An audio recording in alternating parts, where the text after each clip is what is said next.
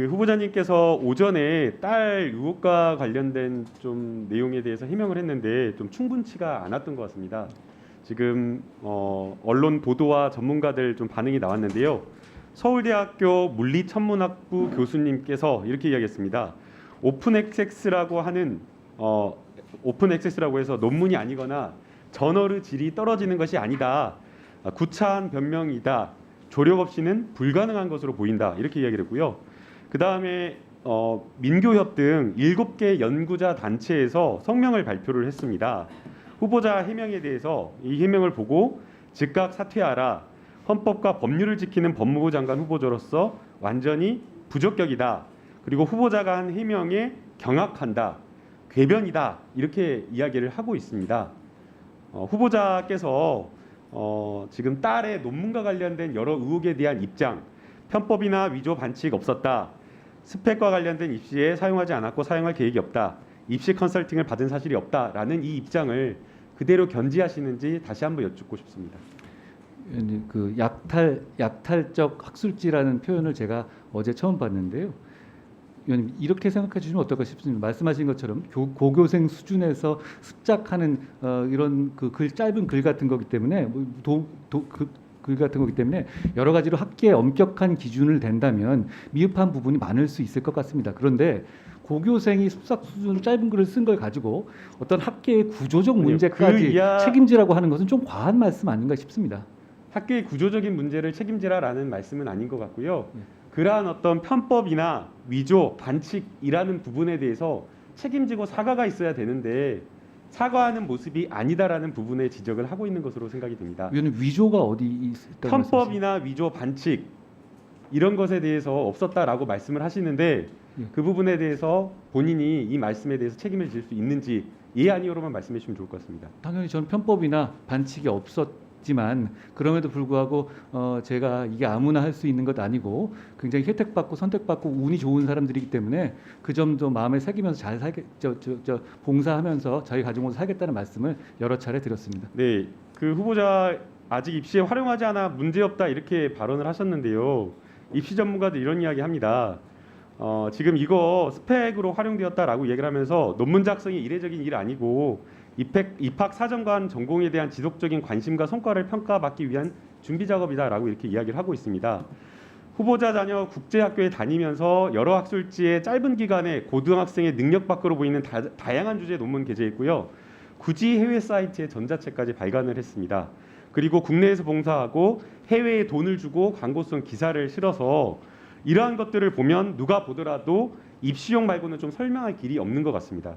그리고 입시에 활용하지 않아 문제가 없다라는 것도 지금 이렇게 인사청문회를 통해서 여러 사실들이 드러나서 계획대로 못 쓰게 된 것으로 보이는데 아직 입시에 활용하지 않아 문제될 것이 없다라는 이 취지의 발언이 너무 무책임한 것은 아닌지 불법이나 위법성 여부를 떠나서 법무부 장관 후보자로서 국민 보편이 가지는 여러 공정과 상식에 좀 반하는 좀 주장을 한 것은 아닌지 좀 그런 생각이 듭니다. 그래서 이 자리를 빌어서 본인이 하셨던 좀 발언을 좀 정정하실 기회를 좀 드리고 싶습니다. 네, 위원님 말씀 감사합니다. 제가 말씀드렸다시피 뭐 저는 이 입시 과정에 준비하거나 이 글을 쓰는 과정은 솔직히 전혀 모르는 상황이었고요. 몰랐다라고 제가, 하는 제가 게 더 무책임한 발언이죠. 아니, 네, 제가 몰랐다고 해서 이걸 뭐 제가 이 저희 가족의 문제를 뭐 회피하겠다는 뜻은 전혀 그런 뜻은 아니고요. 다만 저희가 하는 과정에서 말씀하신 것 같은 그런 편법이나 위법이 없었던 건 맞는데 제가 여러 차례 반복드리지만 그럼에도 불구하고 그것만 가지고 불편하게 보시는 분들의 마음이 다 가시지 않을 거라는 점도 잘 이해하고 있습니다. 그리고 그게 그러면 깔끔하게 사과를 하면 되는데 자꾸만 이제 그런데 그럼에도 이렇게 사족을 붙여서 좀 국민 눈높이에 죄송한 점이 있다 사과하고 유감이다 그런 표현을 하면 되는데 그 말 한마디가 나오기가 어려운 겁니까? 제가 다른 말을 하고 있는 것 같지는 않습니다. 제가 표현하시면 됩니다. 그 눈높이에 보시기에 부족한 점이 분명히 있을 것 같고요. 거기에 그거 충분히 이해하고 그리고 가족 모두 그 점 감안하면서 제가 앞으로 살아가겠다는 말씀 제가 여러 차례 드렸습니다. 죄송했다, 부족했다, 유감이다 그 말씀 못 하시는 건가요? 제가 그 뜻으로 말씀드린 겁니다. 아니, 그 표현을 하는 건 안 되나요? 국민들께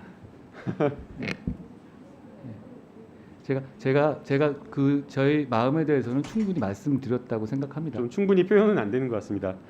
그 한겨레 기사 의혹이 나오자 후보자가 즉각 고소한 것으로 보이는데 맞나요? 그것은 아까 말씀드렸듯이 대단히 예외적인 상황이고 예. 의도적이고 그게 사실이 아니라는 걸 알고, 왜냐하면 저희가 아니라는 사실을 분명히 제공했음에도 불구하고 그것도 일면 톱으로 올렸기 때문에 본질은 그 부분에 아니었던 대해서 것 같아요. 의혹을 제기할 수 있는 충분한 내용이고 반론권을 보장했고 내용과 관련되어서 그렇게 본질적인 내용은 아니었는데 불구하고 고소를 한 것으로 보입니다. 그 다음에 SNS에 뭐 썼던 어떤 전직 기자를 고소했다고 하는데 혹시 어떤 내용이었나요? 그분은 그 제 딸을 상대로 해서 미성년 제 딸을 상대로 해가지고 그 이쪽에 좌표 찍기식 글을 올린 겁니다. 저는 저에 대해서 얘기하거나 그런 거 혹시 어떤 내용인지 말씀해 주실 수 있을까요? 제 딸에 관한 것이고 예. 모욕적인 내용인데 그걸 제가 여기서 말씀하라고 하시는 건 좀 가혹한 말씀 같습니다. 네, 좀 거기에 대해서 이제 아동복지법으로 이제 고소를 한 것으로 보입니다. 맞습니다. 그런데 이제 후보자의 위치가 법무부 장관 후보자이면서 동시에 검사 출신이지 않습니까? 그리고 후보자 지금 그 권력의 제2인자라고 하면서 소통력으로 불리고 계시는 거 알고 계시죠? 사실이 아닌 얘기입니다. 사실은 아니더라고 하더라도 그렇게 불리고 계신지 아시죠? 저는 일부에서만 예. 그걸 프레임 씌우기로 그런 그렇게 저한테 법무부 얘기하는 걸로 장관 알고 후보자 있습니다. 나중에 법무부 장관이 될 검사 출신의 이런 고위 공직자가 고소를 한다라고 한다면 기사나 언론이나 논설위원이나 패널이나 또 일반 국민들도 당연히 후보자에 대한 여러 비판과 관련된 부분에 있어서 위축될 수밖에 없습니다. 그러면 후보자에 대한 여러 비판 기능이 위축이 되면 후보자에 대한 검증 이런 이런 언론의 충실한 범위 역할 자체가 당연히 제대로 기능하지 못하게 되는 겁니다. 그래서 후보자가 조금 더 고위공직자 그리고 법무부 장관의 위치에서 그 역할을 좀 고민한다라고 한다면 이런 좀 이렇게 그런 어떤 심정을 또 이해하는 측면도 있지만 그래도 또 너무나 이런 의혹 제기에 즉각적으로 너무 이렇게 성급하게 반응한 것은 아닌지라는 생각이 듭니다. 그래서 다소 뭔가 이렇게 가족에 대한 그런 것들을 했다라는 점에서 가장으로서 뭐 부모로서 이렇게 고소를 했다라는 것도 이해가 됩니다. 그러나 또 한편에서는 언론이나 국민들이 봤을 때는 비판에 대한 언론 재갈 물리기, 비판의 기능을 좀 약화시키려고 하는 거 아니냐라는 이런 비판을 또 하게 됩니다. 그래서 고소를 취하할 생각은 없는지 그리고 또 후보자의 언론에 대한 언론관에 대한 입장을 좀 듣고 싶습니다. 예, 의원님 말씀 감사합니다. 예. 저는 언론의 자유를 대단히 중시합니다. 그게 저의 지론이자 생각이고요. 다만 이런 특별한 경우, 그러니까 악의적으로 명확하게 사실을 아님에도 불구하고 누굴 공격하기 위해서 한겨레 신문의 이번 보도는 과거에 그 별장 성접대 보도와 유사한 패턴입니다. 일면에 올렸고 일종의 좌표 찍기식으로 이 후속 보도들이 주변에서 이어진 것이기 때문에 저는 이 부분에 대해서 명확하게 선례를 남겨야 될 필요가 있다고 생각하는 면이 있습니다. 그리고 제가 그동안에 탄압받는 과정에서 여러 고소 고발은 했지만 당연히 제가 법무부 장관 후보자로 된 이후에는 최대한 자제하고 최대한 웬만한 거에 대해서는 절대 이렇게 하지 않을 겁니다. 다만 이 사안은 굉장히 특이한 경우라는 걸 이해해 주시기 바라고요. 그리고 이게 또 이 전례를 봐도 지금 대통령님께서도 국민을 고소하신 적이 있습니다. 그렇다고 해서 뭐 공무를 수행 못하시거나 그런 상황이 되지는 않지 않았습니까? 그런 부분이 있는 것이고요. 그리고 이 점도 말씀드리고 싶습니다. 지금 민주당에서 굉장히 강력한 언론개혁법을 추진하고 계시지 않습니까? 그 취지를 생각하시면 제가 지금 이번에 고소한 이 정도의 기사는 이에 대해서 이런 조치를 하는 것에는 저는 그 취지상으로 보면 지지해 주셔야 일관성 있는 게 아닌가 싶습니다. 네, 전혀 좀 다른 것 같다라는 생각이 드는데요. 지금 한겨레에서 보도한 것을 본인들에 대한 자표 측지라고 이렇게 이야기해보면 언론의 고위공직자에 대한 평은 아무것도 할 수 없게 됩니다. 해당 내용이나 이런 것들을 보도하고 본질적인 내용이 아니라 기구에 관련된 대신자냐 다른 내용이냐 이런 것과 관련된 내용이죠.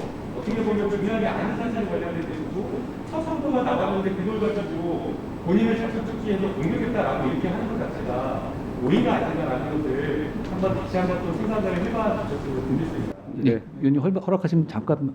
예. 근데 그 기사는 핵심이 회사 명의로 기부했느냐, 제 딸 명의로 기부했느냐였던 것 같습니다. 그러니까 문제는 아까 그러니까 최강욱 의원님께서 약간 오해하고 말씀하신 것처럼 그게 대단히 중요한 본질에 관한 것이죠. 제 딸이 한 게 아니라 회사 차원에서 정상적으로 기부한 것이 다 입증을 갖고 있음에도 불구하고 제목 일면톱 제목에다 떡하니 딸 명의로 기부했다고 썼습니다. 그 부분은 명백히 언론의 자유의 한계를 넘어선 것이라는 것이 제 판단이었는데 위원님이 생각이 다르실 수 있고 그리고 아까 말씀드렸다시피 저도 위원님이 말씀하신 우려를 충분히 이해하고 있습니다. 제가 말씀하신 거 감안해서 숙고해 보겠습니다.